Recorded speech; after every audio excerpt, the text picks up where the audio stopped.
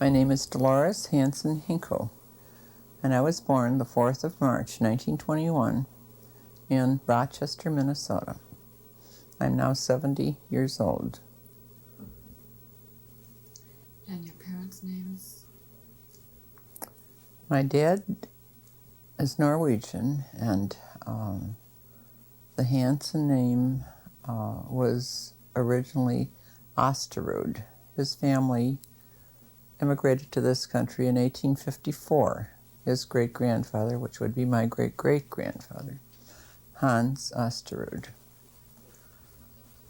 When they came to this country, they took the name of Hanson because Hans' son in Norway would be Hanson. But they kept the name Osterud for another identification, but our last name was Hanson. My grandfather's name was Louis Hanson. And they apparently immigrated directly to Minnesota. Having been farmers in Norway, they became, I would imagine, barn building type carpenters in Minnesota. And I know this because Louis Hanson, my great-grandfather, made a lot of his own tools, which are still in our family. And he burned his name into the wood part of the tools. My grandmother's maiden name was Johnson. She was Karen Johnson. Her family, my dad always told me, got off the boat in Milwaukee. And I always questioned that until I found out when I was a little older that they could have come by the St. Lawrence Seaway, which is what I assume. They got off the boat with their little trunks, and we have seen the little trunk when we go to a reunion in Wind Lake, Wisconsin, where they settled. There was a lot of disease in the Milwaukee area, and the family thought that they should get back to a hilly area, probably like they were used to in Norway. And so they settled in Minnesota, north of Rochester, Minnesota. Karen Hanson and my grandfather married in Minnesota. I don't know the year.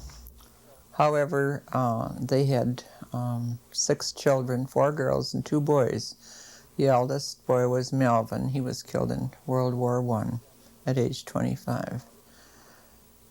Then there was Laura and Lillian and Amy, and then my dad, and then Agnes, and then Gladys. Gladys was quite a bit on the end of the family. Quite a few years had elapsed, and so she grew up with only older sisters and brothers. She's still living. She's in her late 80s now. So that was my dad's side of the family. And then my mother's side of the family, the Farmans, came over later. From Germany. And they came from an area called Potsdam in Germany. And then they settled in Bloomfield County. No, I'm wrong about that. It isn't Bloomfield County. But at any rate, north of Chicago in Minnesota in a German settlement, which they named Potsdam, after the area from which they came. And they were farmers. Now, the way my Grandpa Farman met my Grandma Farman was they had been hired to build an addition to the Scharping, which was my grandmother's maiden name, Scharping, F-I-N-G, Scharfing, to their little four-room home. And they both went to the same Lutheran church. My grandfather first noticed her in church and asked someone, who was that little girl with the pretty brown eyes? And then later he was working on their home, building an addition, and she climbed up the ladder where he was working and presented him with a flower from the meadow. And that's how the love affair started. And they married when she was 14, and he was about 6 years her elder. Her family was not, the Scharfing family was not happy about this alliance at all. And so in their will, they didn't leave the farm to my grandfather. They skipped that generation and left it to the next generation, the children of the marriage. They were German and stubborn. The farm is still there, and we've visited it on quite a few occasions. Now, they had 8 children, I believe, and they started with the 2 boys. That was Henry and Charlie. Charles. And then there was Tilly, who died at a young age. And she never married because she was interested in an Englishman, and you couldn't marry anyone but a German, according to them. And then there was Emma and Heidi and Clara. And then there were quite a few years elapsed, and my mother was a change of life baby. And then there was Liddy, Aunt Elida, who was about 9 months younger than my mother, or 10, whatever. And I sometimes have judged my mother's character by her position in the family, because she was not a real happy person, and a rather spoiled person. We were more like her parents than she was our parent, my sisters. She had maybe an unhappy childhood because of the next baby coming along when she was such a baby herself. And I can empathize with her position in the family. But our family was rather dysfunctional 90% of the time. But you always remember the good times more than the bad times, and so we did have our good times. My grandparents on my father's side, I didn't know my grandfather ever. He passed away before I could remember. I heard stories of him, and my grandmother was a very meek person who, I don't know the word to use, she never stood up for her own rights. And she took a lot of verbal abuse from my grandfather. He had a bad temper, according to my dad's youngest sister, Aunt Gladys, who tells me these things.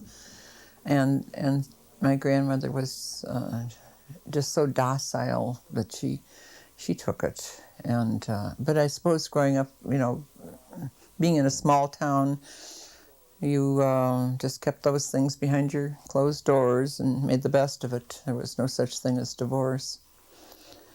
But I didn't know him only from what my Aunt Gladys tells me. Now, my grandmother read a lot. That's all I ever remember her doing is reading. Her dining room table would be piled high with old newspapers and books and coffee cups. That's my biggest memory of her, except for the time when she felt sorry for me, and it was during the Depression, and she wanted to know why I wouldn't go out to play, and I said, because I only have anklets with holes in them, and I'm not going out with holes in my anklets. And so she gave me 75 cents to buy a pair of anklets, which was a lot for her because all she had was a pension from my Uncle Melvin's Army service to live on. And that's why she lived with us in the summers, and she lived with various of her daughters wherever they would take her in during the year. She had no home of her own at the time that I knew her. And she died, I found out at a recent family reunion, she died of Bright's disease, which is kidney failure. And she retained a lot of water, and in those days there were no such things as diuretics and draining you, physically draining you of water. And so then it finally took her. She was in her 70s when she died. Very heavy woman, and I'm told I'm identical. I look just like her, except she was short and I'm tall. So that was my memories of my grandfather and grandpa on that side of the family. Now, when we get to the Farman family, my memories are more vivid because my mother's attachment to her mother brought us to their home. By that time, they had retired from the farm and lived in Rochester, Minnesota, and every summer vacation was spent. We had an automobile, living in Chicago, and my dad having good jobs in the building trades. We had an automobile early on before most of our neighbors did, and that automobile always took us to Rochester for vacations. So I do remember my grandma and grandpa farming a lot more. And she was a tiny little thing, and he was a 6-footer at least. I always remember his big shoes because he was immaculate about his shoes. They were always shined, and he wore, and they had kind of a round, stiff toe on them, and I can always see his big, probably size 13 feet. And it was pleasant to go home, although I could, in later years I could tell that my grandmother just barely put up with my mother bringing 5 girls to her house for summer vacation when she had been retired for so long. Uncle Charlie, the next to the oldest boy, never married, and he lived at home, and he hated it even worse that Ella and all her girls were there for 2 weeks. Henry, the eldest son, inherited the farm, and he later sold it and moved to Oregon, where he farmed for the rest of his life. Those were the main memories of the two families, of the two grandparents. They were living in town when we take our vacations there. Although Grandpa still had a farm they were on the edge of town, and he had a farm on the back, a barn on the back of his lot, and he had a field of tomatoes and corn and green beans, and he raised chickens, and the chickens scratched around in the backyard. It was terrible when we came because we'd go in and pick tomatoes and squash tomatoes while we were picking it. But he did show us how to gather eggs from the hens. I think my grandmother showed us that. And their house was in town. It was built on a stone foundation, and it had a deep cellar. And in their kitchen, which was a great big farm-type kitchen, there was a trap door, and you opened that to go down the cellar where she stored her eggs and her dairy products, and the only toilet in the house was down there, and we were scared to death to go down to that toilet, but we had to do it. We were always afraid the trapdoor would shut over us and we'd be captured. So those are my memories, and they were pleasant memories because when we went on vacation, of course, my mother and dad didn't eternally fight. They had a real power struggle all their lives. The house was a 2-story house, And the master, what we would call the master bedroom today, the parents' bedroom was on the first floor and kind of a wing that jutted out from the house. It was a big bedroom with double doors, and it was quite nice. The upstairs had a very steep staircase because the house wasn't that large to accommodate a pleasant staircase, for lack of another word. We all stayed upstairs. Uncle Charlie, I don't know where he stayed when we were there, but he was a silent person. He was a painter by trade. And my memories of him is he would be sitting, they had a front parlor and then they had I suppose what they would call a library. And he would be sitting at the library table twirling a pocket knife and just waiting for us to leave. We stayed upstairs. Yes, it could accommodate all of us. Maybe she put up cots, Grandma put up cots or whatever, but we all stayed there, and it was always 2 weeks. And her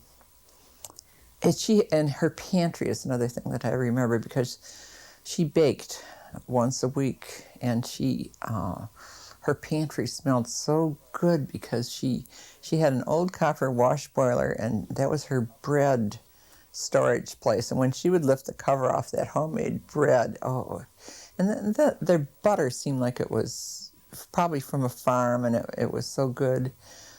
And the other thing, and these are smells that are still with me, fragrances that are still with me, and the other thing was the coffee. And she always had a large can of coffee with a tablespoon in it. That's how she measured her coffee. That's unusual for a child to remember coffee. Well, I always loved to eat. Food smells were always great for me.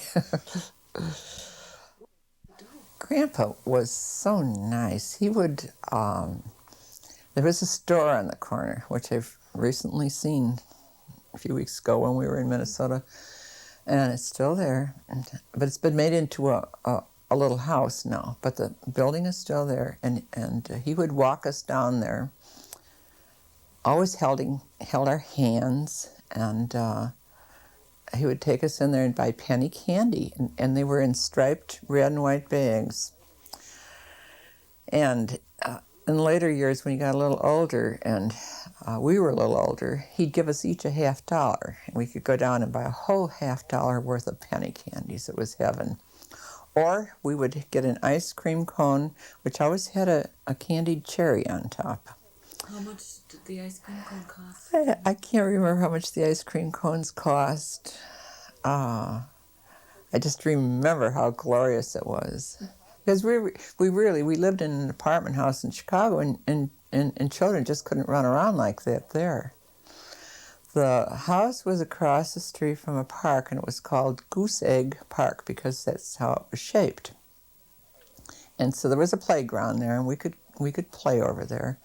And then in back of the house, Rochester's like down in the valley, and then there's hills. It's surrounded by rolling hills, and they look like mountains to us. On the top of this mountain were black walnut trees, and we loved to go up there, take our little lunches with us, and go up and spend the day picking black walnuts. And then Grandma would warn us that we could not crack those green shells. We'd get black all over our hands, but guess what? We did. And then she had walnuts drying on a roof, of a porch roof, and then we could take those walnuts and with hammers out on the sidewalk and get the walnut meats out. To this day, if I ever find black walnuts, and they're rare today, I buy them. I love them. They were very pleasant memories. And of course, then Grandma got breast cancer, and this was in later years when I was either still in high school or out of high school. And she died of her breast cancer had gone into her lymph glands. And so, no, it was while I was still in high school, because my mother left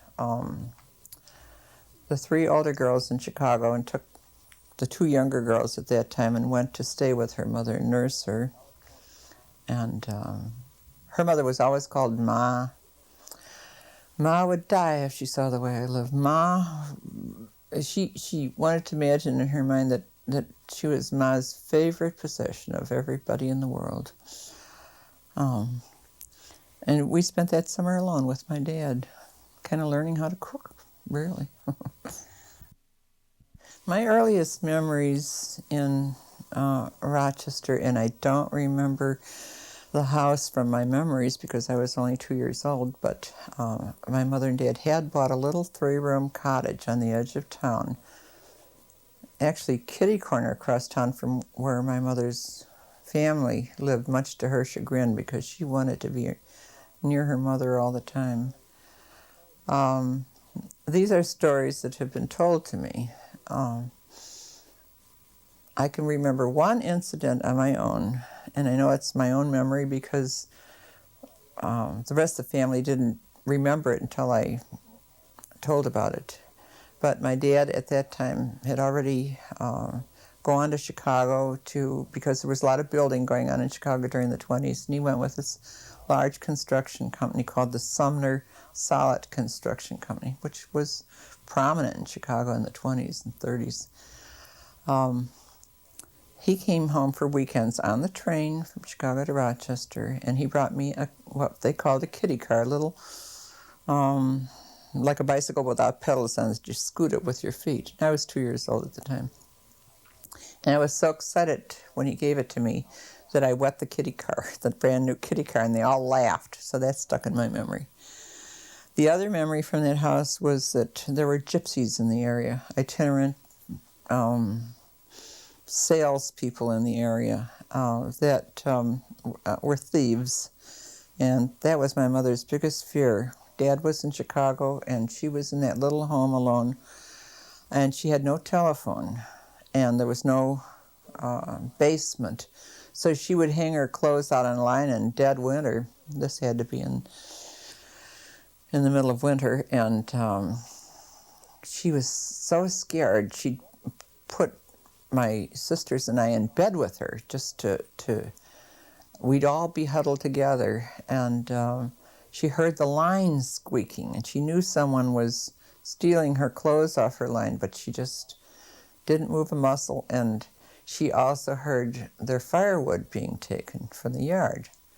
And the next morning proved her suspicions. It was clothes and the firewood were gone. And I do remember, probably from stories, that her best friend lived across the street, and their name was Costello. And they later also came to Chicago, and then we became families. The 2 families became friends in Chicago.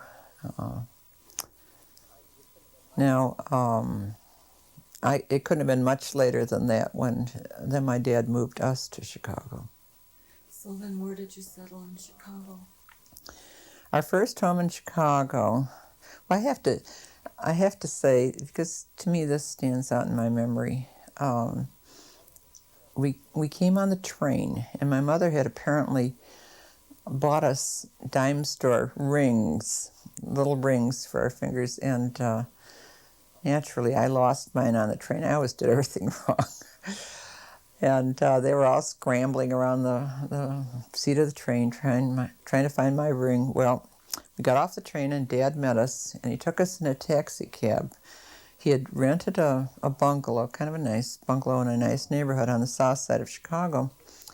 But on the way, he insisted the cab driver stop at Soldier Field, right on the lake shore, the 20th of January. And we all had to get out and look at his lake because he came from an inland area, and this lake was maybe our first view of the Atlantic Ocean. That lake would be that important to him, and that stands out in my memory. Then we got in the cab and we went to this little rented house which had some furniture in it. Whether they had bought it or rented it furnished, I don't know. But it was in a very nice neighborhood. Most of the people there owned their own homes, and the yards were nice. And so We started out on quite a nice level in Chicago. My mother and dad met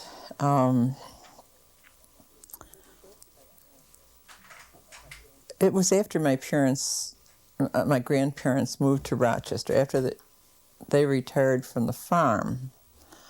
And they were both working at what they called in those days an insane asylum. And I think it was called Zumbro.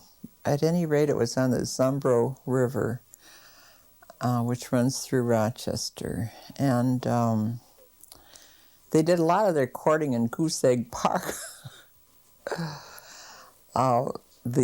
The one story that I remember that my mother tells about their first Thanksgiving together, her parents were going to Minneapolis, where their older daughters lived at that time, for Thanksgiving, and Mother was to cook the turkey for my dad and I think her younger sister.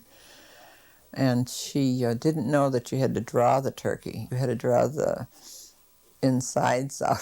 And she roasted it, and they couldn't eat it, of course.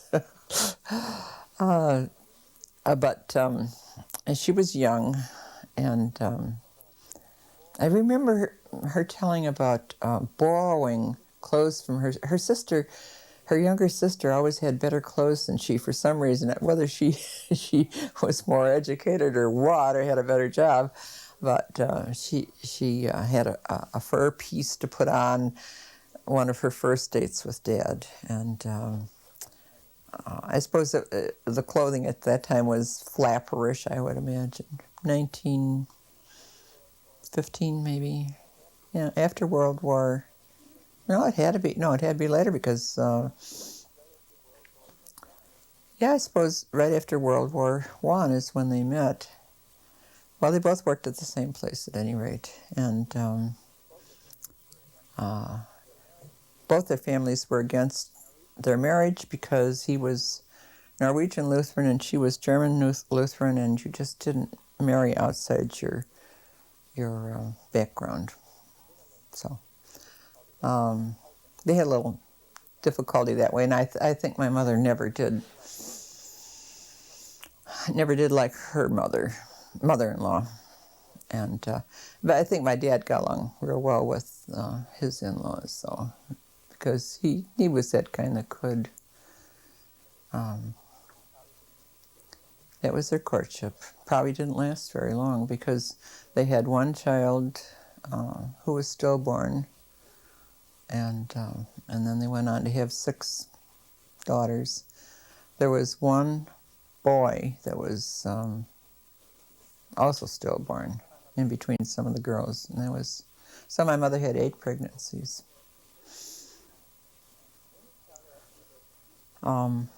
In Chicago, after we lived in this little bungalow was on 83rd and Maryland, and it was quite pleasant. And then in those days, in the labor, I should say the trades, stonemasons and bricklayers and people who did fancy construction came from Sweden and Norway, from the Scandinavian countries, and they were promised jobs over here. They were recruited. So Dad got the idea that to make extra money, they would rent this big gray stone apartment in Hyde Park. It was on, I can still remember the address, 6653 Woodlawn Avenue in Chicago. And it was 9 rooms. It started with a front parlor, which had double sliding doors. That became the girls' dormitory. And then it was another parlor and formal dining room and a butler's pantry where they did all the food preparation, and a big kitchen, a big enclosed back porch. Then on the other side of the hallway, the homes were long and narrow, and on the other side of the hallway were, I believe, 4 bedrooms. One had originally been a maid's room, but my mother was going to run a rooming house there. So she had these Scandinavian bricklayers and stonemasons renting rooms, and she cooked. She cooked their dinner for them. I don't think she cooked breakfast, but we had I think an Irish girl. There were a lot of Irish immigrants in those years, and the women would come over and work as household help. She didn't stay in our house. She'd come to cook. And that was, that had to be in 28 and 29. And then the crash came, and what little they had saved in the bank, I guess, just went. So here we are. We've got this huge, rather expensive apartment, and by that time there was no building going on, and so our boarders and roomers left us, and they didn't know how to pay their rent. And Dad was trying to find odd jobs, but he never wanted to believe that this depression was going to last. This is just going to be for a very temporary thing, and we should stay there and struggle through. But my mother was very practical-minded, and she had just learned to drive, and we had this little Willys night whippet. We always had a nice car, and she took that car, and she took us kids in it because she couldn't deal with my dad. She couldn't say, now, we have to go out and find a cheaper place to live.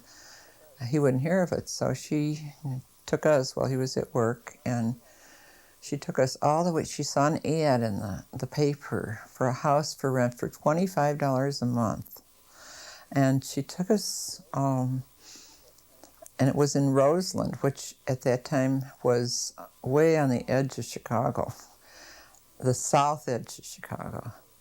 And she couldn't find the street right away, but she didn't know how to put the car in reverse. So all us little kids are sitting in the back seat, 4 of us by that time, and she would have to keep driving around blocks until she located the house. And it was actually, you know, a cute little frame, story-and-a-half cottage sort of thing on a big lot. And she thought, oh, she could have a garden there, you know, having come from a farm.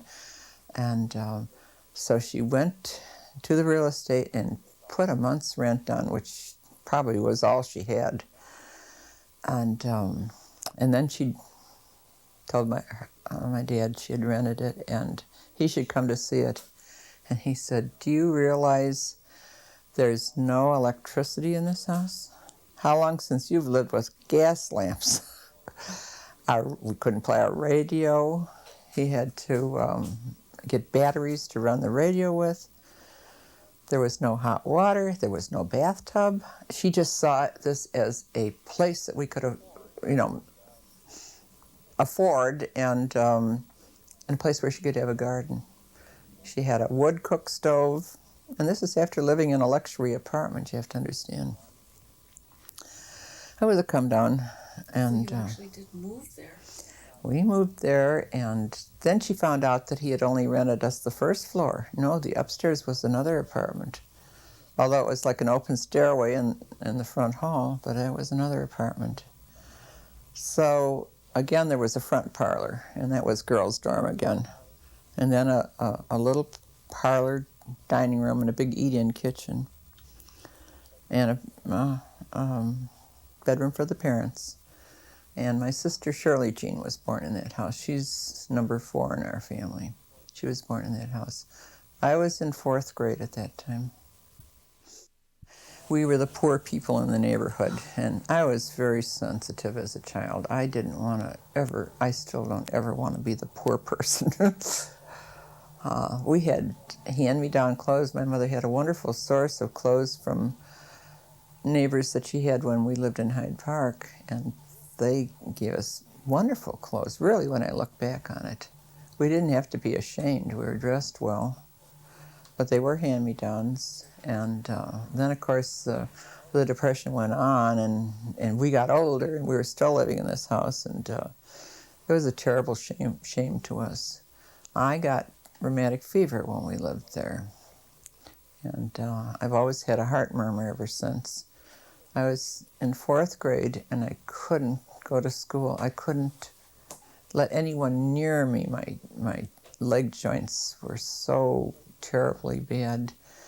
And of course, mother with a new baby and no money, and she didn't want. She was great at denial, always great at denial, and she didn't want to believe that I was in such pain. She thought it was an attention-getting strategy, I guess. But finally, she had to believe it because I couldn't walk, and she would put me on a chair, and I would scoot on that chair to the bathroom. And I was out of school, I think, one whole semester. And then our grammar school was a big old Chicago brick and stone grammar school, and 3 stories. And by that time, of course, I was in 4th and 5th grade, so I was on the 2nd floor, and I finally went back to school, but they had to be an arrangement where I didn't march up with the other kids because still my joints were so sore that I couldn't have anyone bump me. But then I got over it in about a year or so, and but it was a terrible memory. And we still had, through all that, we still kept our Willie's Night Whippet. And we had to resort to county aid. That was a terrible shame to me because I understood, and of course it was an awful thing for my dad because he was such a proud person too. And my mother was the one again that had to go and apply for the county aid. They sent you prunes, oatmeal. I'm trying to think. Well, all the staples, I guess. But we had to eat an awful lot of prunes and oatmeal. And I remember the doctor coming to visit me. His name was Dr. Sackleben. He was German, but I would think he was a German Jew, a very kind man. And he'd come to the house to visit. And I would hear him tell my mother, "You have got to give this child nourishing food." He's probably one of the forerunners of diet curing illnesses, And my older sister and my next sister Vera were so skinny and emaciated. And he said, "You got to feed these children vegetables and put butter on them." And so whatever they didn't eat at the table, I ate. And of course, they turned out to be skinny adults, and I turned out to be the fat adult. Do you remember what you had to eat in those days? I remember when he said we had to have vegetables. Well, we had vegetables in the summer because she had the garden, but she would buy canned peas and put a lot of butter on them. And it always became a joke in our family. My mother would say, "Any food is good as long as you put salt and pepper and butter on it." We probably had things like neck bone stew. I know that we ate a lot of dried codfish. It came in little wooden boxes. It used to be like 25 cents at that time. Now it's about $7.98. You can still get it. And that's what a lot of potatoes, just an awful lot of oatmeal. And there was a dairy. In Chicago, you have alleys behind your houses. There was a dairy at the end of the alley, and you could take your empty gallon bottle and go down there, and they'd fill it up for a quarter for you. So she would bake donuts. Always stand out in my mind. She would fry donuts. She would make them with buttermilk, and I remember one time she made a cake and it was kind of flat, and she said, "This is called depression cake. I didn't have any eggs." So see, that's you got along, Or she would give us a nickel and say, "Run down the A&P and get a bar of soap." That was all we'd buy from the store. So when you went to the store, it was only with a few cents? Oh, just whatever it took to buy a bar of soap, I remember one time Merva must have been so hungry for a candy bar, and she bought a candy bar and a bar of soap. And it must have been a conflict because I still remember it. Dad, at that time, I remember he'd go on during Christmas with the post office, because in those days the post office delivered even on Christmas Day right up to the very end, so everyone would get their Christmas cards. And also I remember him having a big scoop shovel, and he would shovel snow. He would shovel people's snow. And then he got this job it was called Ingersoll Steel and Disc Company. And he was going to be a maintenance man. And I thought that was a wonderful title. I really thought that was a wonderful title. Well, we all know he probably cleaned the factory or whatever. Then he saw that there was a house across the alley that was a 2-flat. And he thought if he could just get that 2-flat somehow and rent out the top story, we could be on our way again. And he had, when times were good, he had bought 2 lots in what was then to be a very lovely area. He was going to build a brick bungalow with the leaded glass windows of the time. He had drawn plans for it, and he went to the real estate and he said, since I've been living here, that house has been bought, and the people have lost their house 3 times, and you people have gotten all the money that you need out of that house, and I want to know if you'll take my 2 pieces of vacant property for a down payment. And they did. And for the rest of grammar school, I guess, we lived in that house. And then the house next door to us became vacant. And so he traded that house for the house next door. And I don't know why, because it seemed to me they looked both alike, but for some reason anyway he did. And then he made, instead of renting out the whole upstairs apartment at that point, we were older and he needed more room for us. He made an open staircase in the front hall and made the living room of the top apartment into a bedroom for my sister Vera and myself. And maybe that's what he had in mind when he did it. I lived there until and after I was married. So when you were in high school, you were living upstairs with Vera in a room of your own? When I was in high school, I shared a room with Vera. It wasn't easy. Vera and I are 2 different people. She's a nice person in her own right, but we've never really seen eye to eye with one another.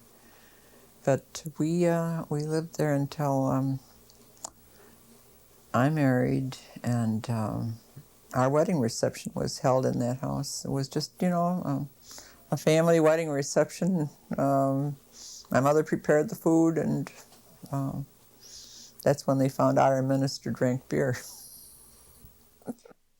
My sister Vera was meticulous. She was always had a flair for decorating, and I didn't really think I was sloppy in the bedroom, but I must have been. But at any rate, she had furnished her side of the room. We had twin beds, so our beds were the same.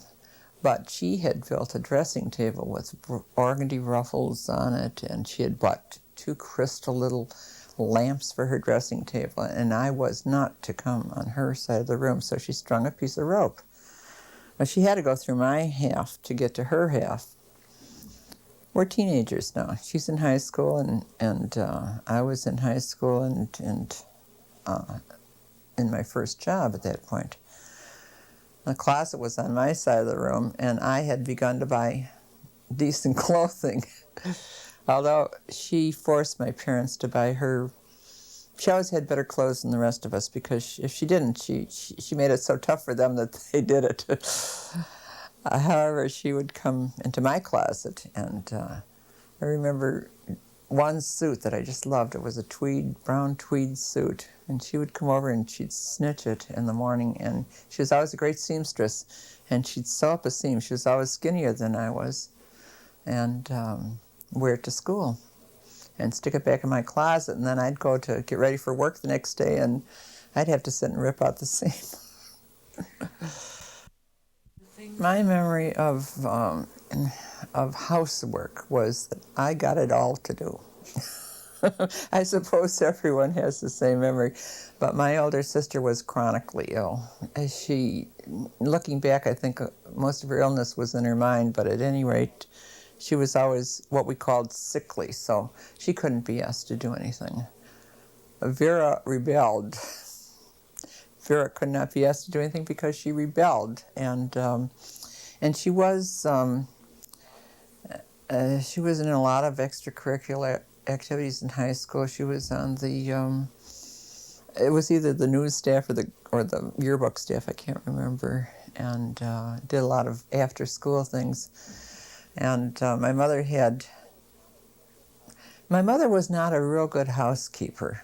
Probably, as I look back, because she had so many children, she probably spent all her days over the stove, you know. But it was always, if somebody rang the front doorbell, Dolores had to pick up the newspapers, they were always over the living room floor, and run and scour out the sink in the bathroom. Those were my two jobs. And then on weekends, when they did the, Friday and Saturday of the house cleaning, we always had enameled white woodwork. And with all those little kids, it was full of fingerprints. I was the one that had to wash the woodwork. And then when I was in high school, my mother found a job for me with a neighbor cleaning her house. Also, my mother would find babysitting jobs for me because they needed the money, and I was big and strong, and so why not send Dolores to do it? So I did ask my mother, and this was not too long before she passed away, why was I always the one? And she said, I had to have someone. The little ones were too small. Merva couldn't do it, and Vera wouldn't. So she said, who did I have? I had you.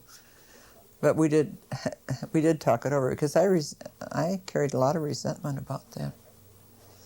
And our neighbors there were all Dutch people. They were all Holland people, immaculate in their homes. And I was, again, always ashamed of our home because we had so many kids and there was so much junk around. Our basement was horrible. Except for my dad's workshop. He was immaculate in his workshop. Having come from parents the father was Norwegian and the mother German, I suppose that most of our family customs came from the German side of the family, because she would be the one that would prepare the food, of course. I do remember that on Christmas Eve, she did cook a Scandinavian in his honor, and we had lutefisk and lingonberries, hardtack. And we belonged at that time to what had been a Lutheran church and then had merged. A lot of the Protestant churches were merging, and ours was then called Evangelical. No, that one wasn't a Lutheran church. Earlier, we had belonged to a Lutheran church, but at the time when maybe I was in high school, we joined this German Evangelical and Reformed church, which had been a very, very German church. In fact, even when we went to it, the early service was in German, so that's how German it was. We went to Sunday school, and Christmas Eve was always the children's program in church, and we all had to learn what they called pieces, but they were little elocutions of one kind or another. And Mom was always home with whoever happened to be the baby at that time. And she would be preparing you had like midnight supper when you came home from church, and that's when we would have the lutefisk and all the Norwegian things. Vacations were always in Minnesota. 4th of July was always a joke, because in those days in the construction business, The men worked 6 days a week, 10 hours a day. There were no unions at that time, and now this was pre-Depression, before Roosevelt. It was always, we bought, firecrackers were not outlawed in Illinois at that time.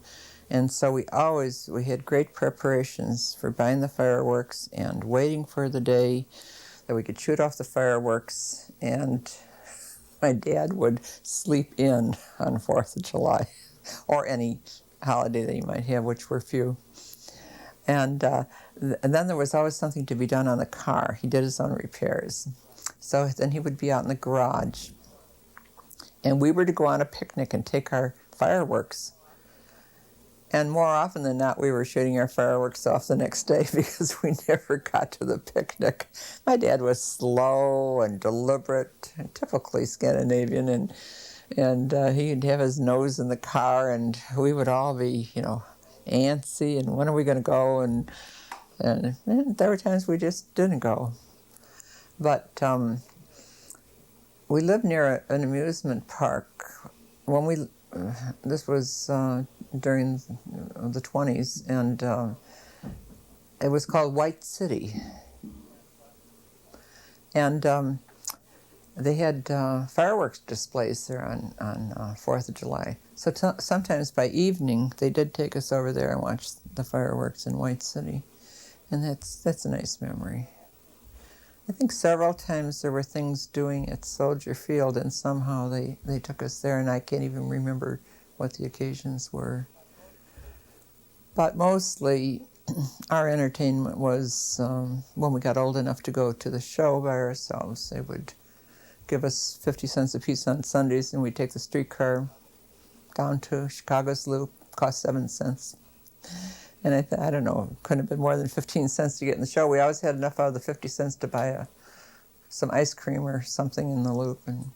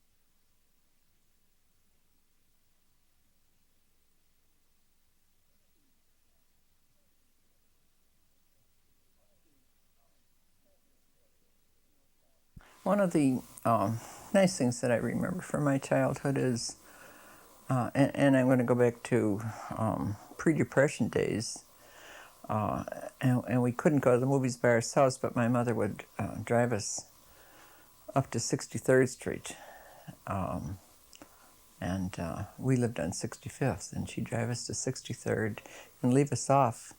They had morning movies for the kids, and they always had serials. You had to come every Saturday or you'd miss a chapter.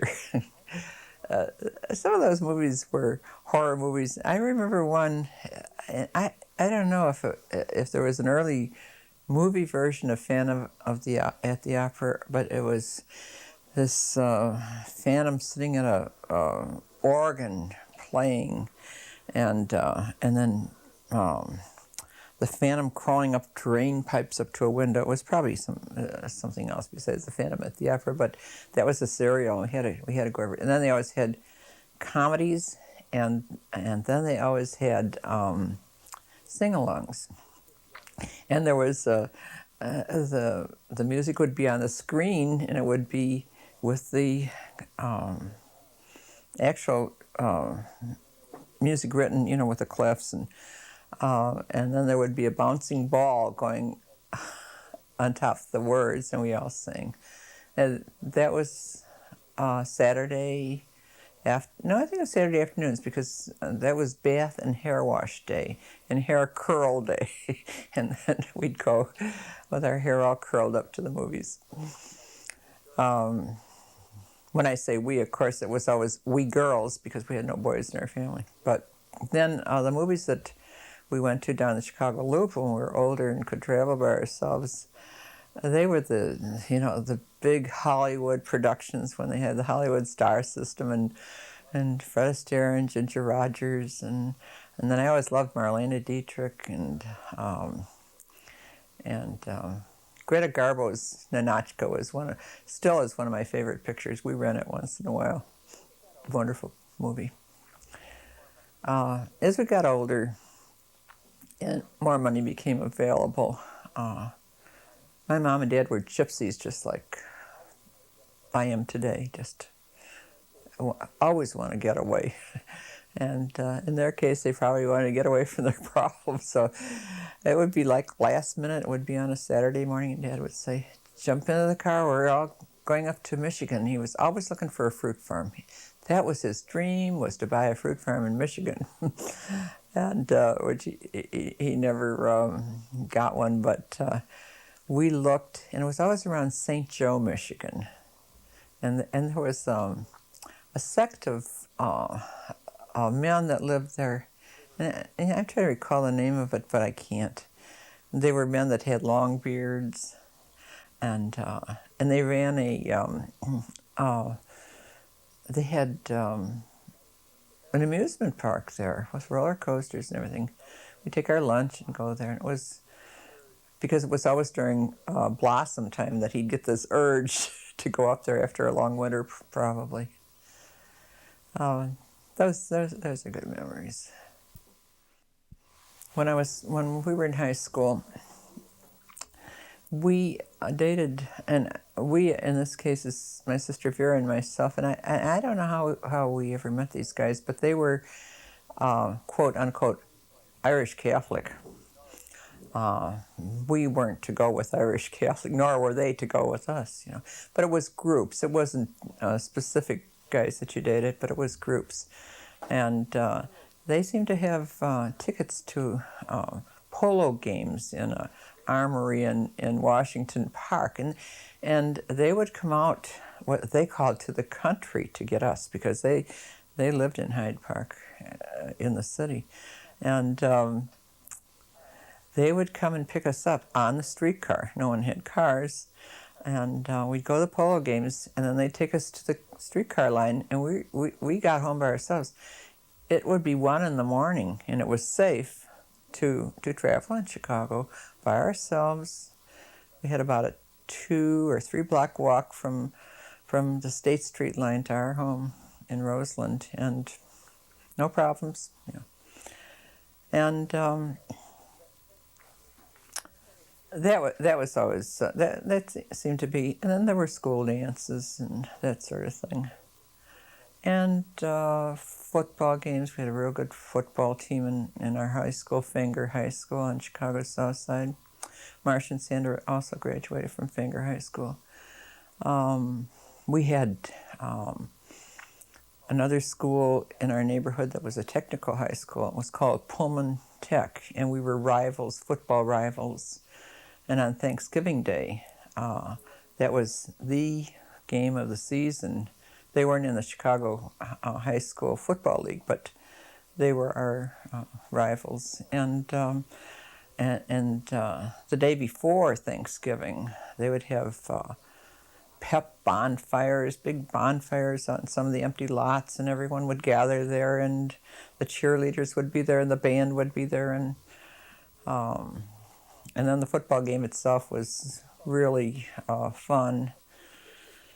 Football teams had different rules in those days. They had different playing positions. I don't really understand football too much today.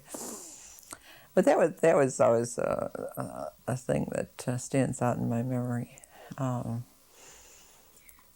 I was in the high school band, I think, up until my senior year. And I played in the drum and bugle corps, so very often I'd be in parades, and we had to wear uniforms. And What did you play? in the high school band, I played a trumpet, cornet, I guess we called it. I was never very good. I guess they kept anyone in just to fill the positions, make a good-looking presentation. And then I played the bugle in the drum and bugle corps. That was more fun to me. That was more fun. High school was fun for me until my senior year, and things in our family seemed to have gotten so bad in the home. In fact, I remember my homeroom teacher calling me in and saying, your grades have fallen, and why? Are you going steady with someone? Are you not doing your homework? Blah, blah, blah. Well, as a matter of fact, I was going steady with the guy, but it was our conditions at home that were... My dad was working out of town all the time, and looking back, I can appreciate my mother had her hands. She had way more than she could do. And so she was very depressed around the house, and it just wasn't a pleasant place to be. But we did have a large, round oak dining room table with a lamp in the center, which seemed to be the way you decorate your house in those days, and that's where we had to sit and do our homework. I know that I was just barely passing Latin, just barely got through Latin and geometry too. But I loved any of the social studies, and I loved English. So I graduated in June of 1939, and I was going study with this, and this young man had dropped out of high school, I think in his sophomore year, and he was working, and of course he had a car and he had money, and my mother never liked him, even though he was German. But I found out, almost like a psychopathic liar, and my mother, I have to give her credit. She sat me down at the telephone one time and she said, you just call that automobile agency where he says he works and ask for him. And I never heard of him. And then I put that into my consciousness, and I broke up with him. Then I met Mike. My first job after I graduated from high school, jobs were hard to come by in 1939. The Depression years were, everyone says, from 29 to 33, but catch-up lingered on. Jobs for menial jobs or jobs for uneducated people were hard to come by. High school diploma meant nothing. So at my first job, my dad was working in Waterloo, Iowa. He was building a packing plant for the Rath Packing Company. I don't know if they're even in existence any longer, but he said he could get me a job working in the construction shack as the secretary. And of course, I had taken a lot of commercial subjects in high school because my homeroom teacher realized that I probably could go to college. And I was supposed to have taken shorthand, but I didn't hardly know a thing about shorthand. And so Dad thought I could be the secretary. I could type a little bit. And so here I lived in Waterloo, and Dad lived in a hotel, and he found me a room in a family's home, and that's where I lived. It wasn't for long. I didn't, probably not more than 3 or 4 months. That was my first job. And then I got a job working nights at Spiegel Mail Order Catalog Company. That didn't last too long because Mom had to drive me to the streetcar. And I couldn't sleep during the day. I just couldn't. And then by that time I was dating Mike. And so by 11 o'clock at night, I was ready to go to sleep. I had to go to work. So that didn't last too long. Then I got a job at an insurance company in the Loop. And I worked there. is some sort of a clerk, records clerk of some kind or another, before computers. I got sick of that, commuting to the Loop, so I found a job at Pullman Standard Manufacturing Company, which was, we called it down the hill. Our neighborhood was kind of divided up into down the hill and up the hill, and we lived up the hill, and I could walk to work, which was nice. And it was nice because at that time Mike was working split shifts at the steel mills. He'd work 1 week one shift, the next week he changed another shift, and it was like move up every 3 week cycle. So I guess I could see him more often because I wasn't gone from home such long hours. Still lived at home. During the years I was in high school, if your parents had money, you went to college, and you took what they called a college prep course. If your teachers would see that you, no matter how badly you wanted to go to college, there was no way, well, they would steer you towards commercial courses. And it seemed like my mom and dad, they thought taking a commercial course and studying secretarial training was as high as they led us to believe that we could achieve, you see. And I wanted to be a nurse. I really wanted to. We had junior colleges in those days, and they were tuition free. But you had to have enough money to buy books and to have car fare. And I really begged my mother, because my girlfriend was going. And my mother just said, we need the money that you bring in. And we would have to, after we started work, we had to pay board and room at home. They didn't want you to move out, but they did. They needed the money for, to educate the younger kids. So that's basically, so then if you didn't go on to college, then you tended to marry shortly after maybe you'd work a couple of years and save up enough money to, for a little nest egg to get married on. Then you married. That's what was expected of you. And you didn't prepare for a career unless you went to college, very much because you knew you were going to be a housewife. So you really prepared to be a housewife, I suppose, essentially, which wasn't bad.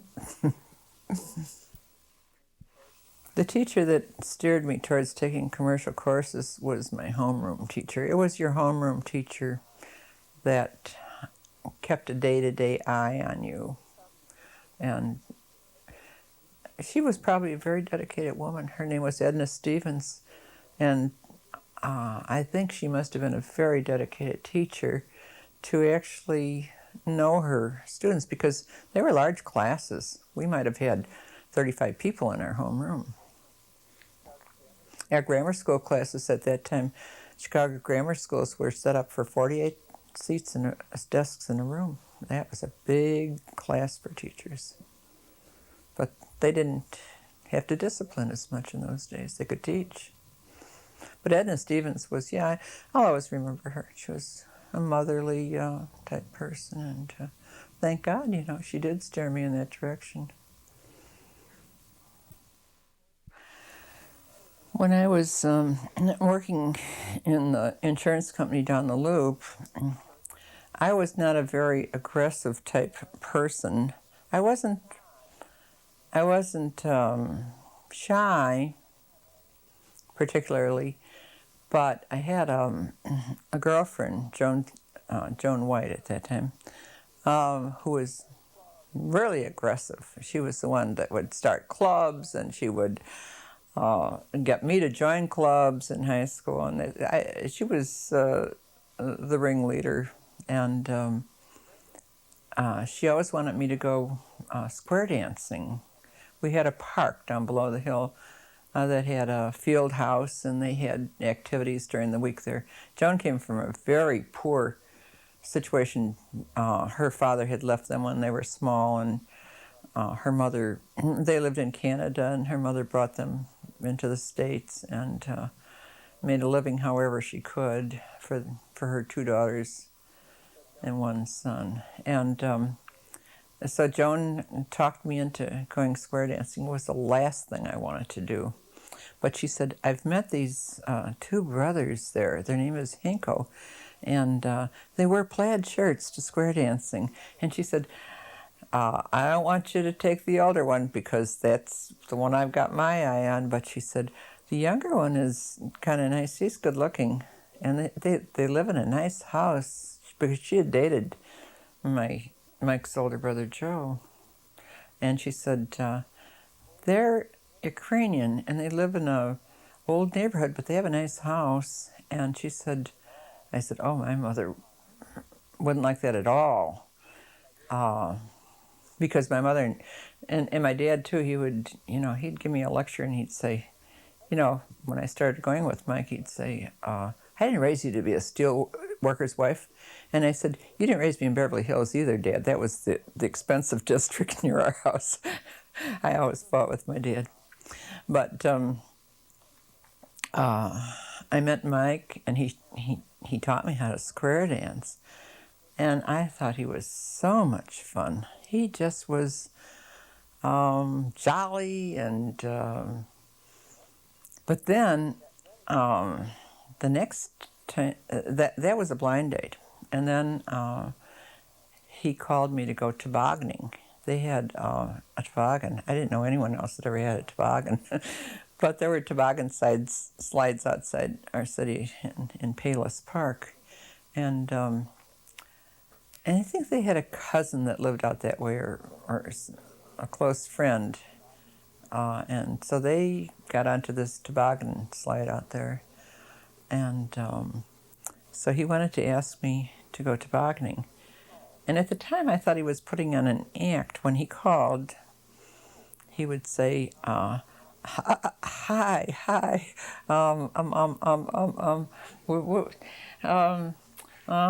a group of us, and I would laugh at the top, and I thought he was so funny.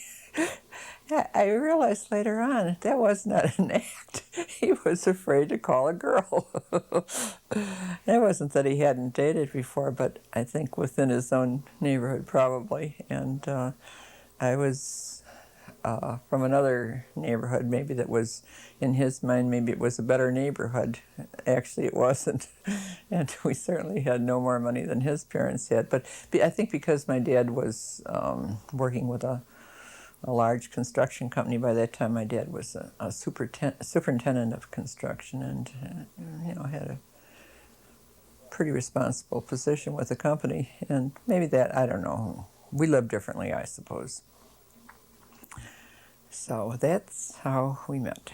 You went tobogganing with him. Went tobogganing, and the first time, the first real date we had, and he stuck his hand out of the toboggan and injured his wrist, and we had to leave suddenly and take him. I guess his brother left us off, and he took him to a doctor anyway. He really had banged up his wrist. I'm trying to think of any particular future dates, but I think mostly they followed a square dance group. I think it was like they liked this particular square dance caller, and if he would be out, another section or another suburb or way out in the country or in Indiana or whatever, we'd always get in the car, and the 4 of us would, Joan and Mike's brother Joe, and see, this is well, I think it was before World War II, sure, before our country got into the war.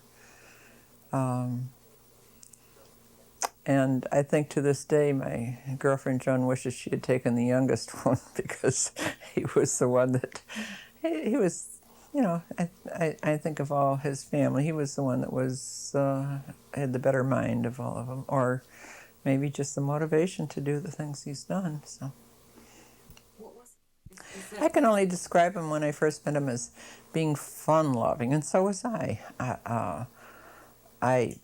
My dad had given us just enough short vacations to I just developed a real love of traveling. And when I met Mike, that was his dream, was to travel here and travel there. And he was a real fun-loving person, and he joked a lot.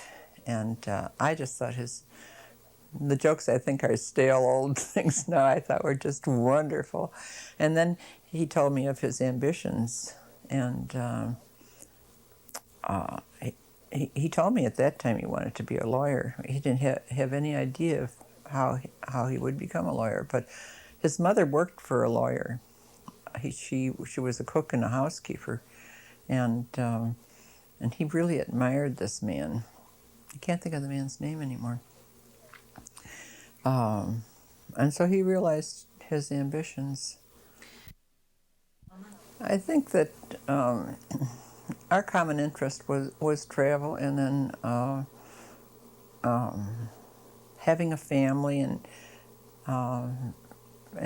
getting ahead enough to have a nice home. And I think we had those things in common. That was probably, yeah, the greatest thing that drew us together and kept us together.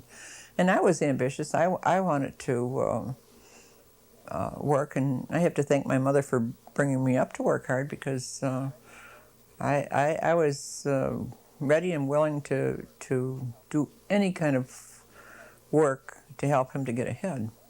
And that was the way it was in those days. The wife would help the husband to get ahead by being a good housewife and trying to live on whatever. And I remember when I brought him in the house the first time to introduce him to my family, and it was after that, of course, my dad, where do you work? That was always the first question. What nationality are you?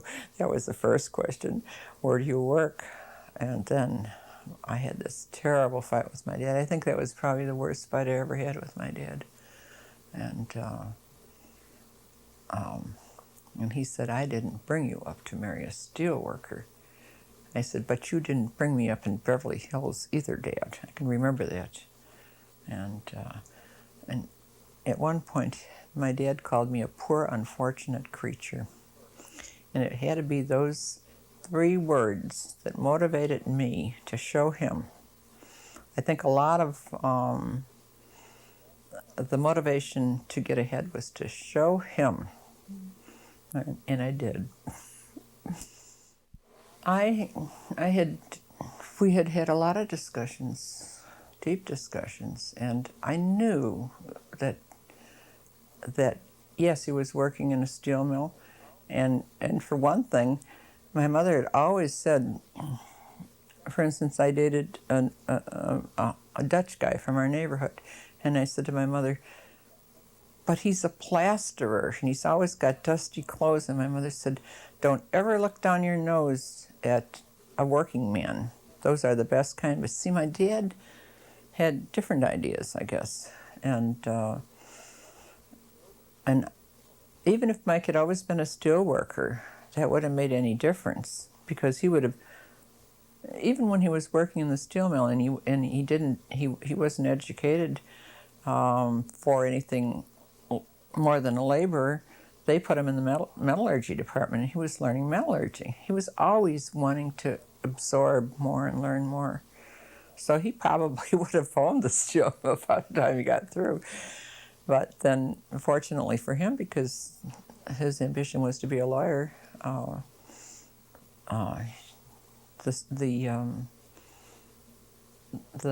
army or the government paid for his schooling. I think I probably met Mike in, I want to say maybe it had to be the winter of 1940, because we went to boxing. And And by the following November, he asked me to marry him. And as far as getting approval, I really didn't care to get approval because I just took the attitude, what's it to them? It's my life. And then we were married the following August. And the reason we chose the 29th of August, it was because of the Labor Day holiday. And we couldn't afford to take more than a week off work, but that gave us an extra day. So that's why we got married. And do you remember, were you expecting him to ask you to marry him? sure, I think it was more of I expected him to ask me to marry him by presenting an engagement ring, but it was more of a common understanding. I mean, we enjoyed one another, and we liked to do the same things. We had the same outlook for our future, and I think it was just almost like a common, unspoken almost sort of thing, and we knew we would marry. But it was in November of that year that I got my engagement ring, and then it was. Excuse me. Did he really present it to you in a formal way? I mean, did he ask you to marry you? Can you remember what, When we were deciding to be married, and Mike had bought my engagement ring, there was a man in his neighborhood that was like the wholesaler of today, like the factory outlet stores of today. But he was an itinerant salesman, a Ukrainian man, and you went through him to buy things. And I knew that Mike had gone through him to order an engagement ring. And so I knew, I think I pretty well knew that he was going to give me my ring. And and I think that we were parked in the car, and probably the only privacy we had, and he put the ring on my finger, and it was quite an occasion. And for years afterwards, we celebrated that just like our wedding anniversary. That was our engagement anniversary.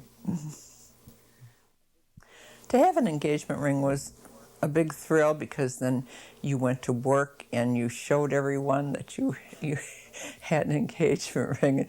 And I have a little anecdote about that, because by this time I worked in the payroll office in Pullman Standard, and I ran a Burroughs payroll machine that you typed in checks at that time. They weren't spewed out by a computer. You typed the gross pay, and then the deductions, and then the net pay, and then on Friday the men would all get paid. And so all the timekeepers were men, because they would go out in the shops to keep the employment hours of the men. And so there were very few women working in our office, and I came to work this was probably on a Monday morning, and showed everyone my ring, and they wanted to know, they hadn't met this man, and what was he like? And I said, well, he's tall and very good looking, and he doesn't smoke, he doesn't drink. And they said, my God, what does he do? That was their reply, and I was embarrassed, of course, but it was quite an occasion. But I have to tell you that when we set a wedding date, we set it for our convenience, of course. And by this time, it was wartime, and there weren't any things on the market to buy to set up housekeeping with. And you just had to find things where you could. And we spent a lot of our weekends, looking for pots and pans, just very basic things like that. And then we'd come home, and I'd come home joyfully with a soup pot or whatever. And my mother couldn't seem to enjoy this whole time with me, and she was always lying down on the couch. And I thought, she is going from bad to worse. I don't know what's wrong with this woman. And she said, I can't see why you can't be married in July. Why do you have to wait until the end of August? And I said, I can't see where it's your business. No, I was really rough with her. And then we were just planning to go to City Hall to be married by a judge or justice of the peace or whatever. And she insisted that it be a wedding with a gown and a veil and everything. But she wasn't well enough to go with me to choose these things or to help me at all. And so my sister Merva was going to be my only attendant. And so I remember going to 63rd and Halsted, which was our main shopping district at that time, and on the streetcar, and choosing my gown and her gown. And my mother got up this reception at home for us after the wedding. And when we got back from our honeymoon, we had gotten an apartment, and then we moved into the apartment, furnished it before we left on our honeymoon. And when we came home to our apartment. And I called my mother to find out how to roast a chicken because I didn't know how. And my dad said, your mother's in the hospital. And, oh, whatever for? She just had a new baby.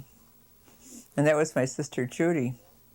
You didn't know that your mother was I didn't know she was pregnant. And my girlfriend Joni said, I suspected. But you see, my mother was very good at camouflage. She was a skinny lady, and she kept getting fatter. But she told me later she did things like you couldn't find bras in those padded bras, but she would pad her own bra, or and she told me that when she was a young girl, women that weren't well endowed would make these little padded things to hang around their neck, and they would have ruffles on, and that would,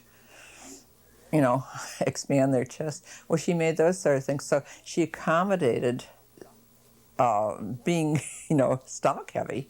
And she always had, for a skinny person, she always had a protruded abdomen. We all do in our family. And so, no, I didn't know. And I guess really didn't care, Donna. Well, how old was she then? And my mother was 44 when she had my sister Judy. That was a very late baby, and she certainly didn't expect that child. And Judy's life has not been a good one, because I'm sure that to me now I'm quite. I really believe psychologists when they tell us that if you're an completely unwanted child, and you're very depressed over it, the child will be born with mental problems, and Judy was. She still has mental problems. Plus, they were two old people trying to raise a child, and just didn't know about tough love, I guess. When I got married, I was the first one in our family to be married. My older sister was always sick, and she never dated. My sister Vera was 2 years my junior, and she was dating her husband that she married, Ross Van Kempen. She was dating him, but she didn't like him. And my marriage, I was the first in our family to leave our home. And shortly, 2 years later, Vera married Ross, and she was the second one. Vera and I think of all the kids, we really wanted to get out of there. That was our aim in life, to get away, because it just wasn't pleasant. Then I think it was more pleasant for the other children because there was more money, there was more room in the house. They were able to go to college, and so I'd say they probably had a better life. They don't view their life growing up like I view mine. I think that I really wanted to get away, and then I really did want to be with Mike all the time, and I wanted to be the best housekeeper. I wanted to be the best mother that there ever was, because I wanted all the things that we never had, you see. And then I found out that in the final analysis, everyone does the best they can for them, and so that's what I did.